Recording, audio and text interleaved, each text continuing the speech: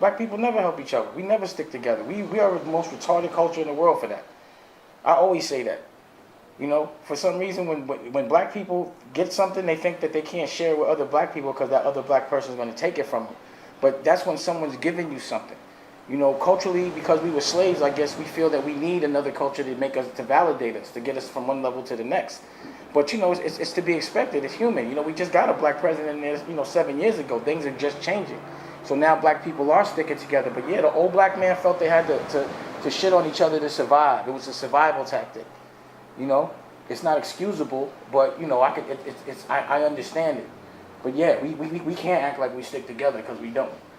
You know, you can look at how we always get separated, and it's always someone from another culture that separates us. I could personally tell you that. Yeah, nah, we don't stick together. We be clowning like that. But I'm a black man, and I can say that. I've been trying to change that forever. Trust me. You don't think back in the day I was like, yo, let's Rockefeller, Bad Boy, Def Jam, Wu-Tang, all of us, let's just stick together and fuck everybody. But nobody wanted to do it. You know how many black people I tried to put together to make movies? And there'd be always that one group that just, you know, or because of Steve Stout or somebody that's a culture robber or doesn't care about his culture, would break that up. They even other black people break up other black people sticking together because it'll kill their little check because they got to connect with white people. Steve Stout. You know what I'm saying? That's what he always break us up so he can bring us and to get robbed.